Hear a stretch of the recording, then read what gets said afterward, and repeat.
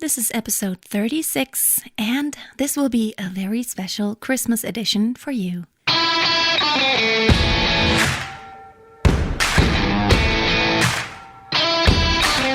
Welcome to Freya Singing Tips, the podcast. My name is Freya Casey, professional singer and vocal coach.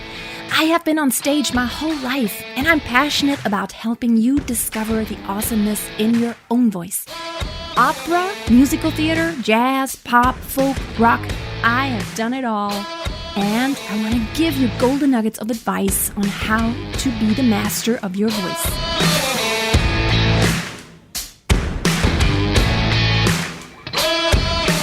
Instead of actually talking about something technique-wise or mindset-wise, I decided to do a special Christmas edition just because everybody will be traveling a lot and most likely you will be with your families. I wanted to kind of break the pattern just a little bit in order just to connect with you on a more personal basis. So first of all, I want to just kind of share with you what I'm going to be doing over the Christmas holidays and a few thoughts that I had about what I've been doing for the past year or so. And then I have a special bonus. I have actually some music that I composed that I'm going to share with you. So my Christmases are always actually a pretty busy time just because in the past I have been doing a lot of gigs. For 6 years or so in the past, I have been doing Christmas brunches at a very nice fancy hotel. And it was very fun just because I played for about 3 hours and in between I could just help myself to the buffet, and I usually took some of my family with me, like my mom and my daughter. They would just come along. So that's a great time just to still be together and still be working. And this year, however, I'm not going to be doing this for the first time just because I have decided my motto for 2016 was less but better. Meaning that I'm going to do less gigs and less different things overall, but I'm going to try to do better quality, not maybe in the sense of that I didn't do anything good quality before, but I decided I'm going to get paid better and I'm going to be a lot more selective than I had been before. And I'm in the very good position now to where I can actually pick what I want to do and I don't have to do everything that is offered to me. On the contrary, I have a lot of requests and I have a lot of, even for my students, I have a waiting list all the time of people who want to take lessons with me, but I'm always booked out. So this has been a theme. And so this year I have decided I'm going to spend all of Christmas with my family. I'm going to take my daughter, pack her in the car and actually drive up to my mom's, which is about 2.5 to 3 hours drive away from where I live now. And we're going to spend the holidays with her. So on the 23rd, I'm going to have a meeting with some friends. That's a tradition. We always meet. And then on the 24th, that's traditionally the big Christmas celebration here in Germany. We are going to have all the gifts and all the toys for Romy. She's the only grandchild that my mom has. So it's going to be a fun time just to see her smile and to see her be happy about all the gifts she's going to get. Then we're going to spend the 25th and the 26th together and relax and play. And then on the 27th, I'm going to have another gig, which traditionally, I think for the past almost 10 years, we've had that gig. I do that with a colleague of mine. We are a duo and we do kind of like a dance music. People want to dance, standard dance, in this very, very fancy hotel. It's very famous throughout Germany and Europe. And we do that on the 27th. And then somewhere between then and New Year's Eve, we're going to have a rehearsal with my same colleague there. Because on New Year's Eve, also for the past several years, we've had that gig. It's a big, kind of like a gala night. It's a banquet where people can have tons of food. It's nice buffets.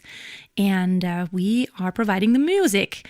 We are with the whole band. We're going to be on stage and we're going to do anything from oldies to AC/DC at the end. We're going to do like real party music also.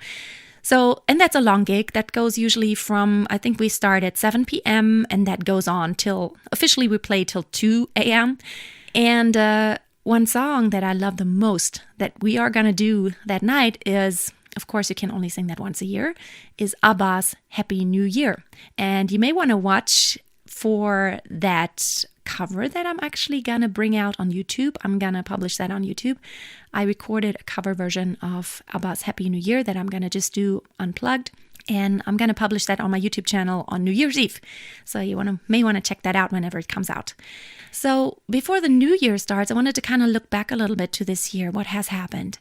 I started my podcast in May, actually. I think the first episode was published like right at the very end of April. And I've had a wonderful time. I am enjoying it so much. And whenever I'm having my lessons, when I teach my students, I always come up with so many ideas just because so many problems arise whenever I teach them. There are so many issues always. And I would always stop like in the middle of the lesson and say like, okay, hold on, I got to write that down. I'm going to have to make a podcast episode about that issue. Just because I see issues arise that I find are so prevalent. They recur all the time. So I'm trying to bring you episodes about issues that I think are common that a lot of people have problems with. But also I'm trying to bring you something that I want to go more in depth.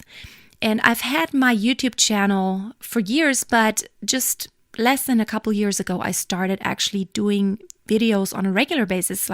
And by now I'm doing it 3 times a week. So what is happening is that I have gained such a great following over YouTube, and I'm so appreciative of all my followers and all my people that are following me there. And lately, since I've had the Facebook group, that has been so amazing just because I actually get to see and hear who the people are who have been watching my videos, who love what I do. And it has been so rewarding. Honestly, I'm so amazed at some of the talent that I see there. It's amazing. And I'm very inspired, and it really drives me to continue doing this all and to continue helping you. I have enjoyed this journey so much so far, but let me tell you, in 2017, there is so much more to come. This is only the beginning. I have had my YouTube channel on which I publish 3 videos every week. There's going to be a few little changes there on what I exactly do. I want to publish more of my own music and more covers, and there is some great music to come that I've already connected with some awesome musician colleagues. And I have some great plans there for 2017. But also, I'm going to really connect with you, my audience, in 2017. I want to provide more value. I want to really get to know what you need from me. Yeah, what are your problems and what are your goals and what are your dreams? I think it is so important to have those goals and have those dreams, and they may be bold. But just be bold. Don't think small. Dream big and dreams will come true. I'm a big believer in that. Now, the dreams will not come true if you do nothing. I want to help you dream big and actually put it into action and make an action plan of how you can achieve your dreams. If you love singing, which if you are listening to this podcast, you most likely absolutely love singing, I want to help you. I want us to team up and come up with a strategy for you to achieve all your dreams and to find your own voice, to find your natural voice, because I don't want you to copy anybody, and I don't want you to be frustrated with your own voice. I want you to discover what's great about your voice and to be the master of your voice. And that's going to be the theme, master your voice. You don't want your voice to dictate what you can do, but you want to master it, but in a way that you enjoy your own voice and you learn to love it. That's a really important aspect, that you learn to love your own voice, because if you don't love your voice, it's going to be very hard for your audience to love it. They can tell. They're very smart and empathic. Now, in next week's podcast episode, I'm going to have a special announcement. I'm going to tell you just a little bit about it.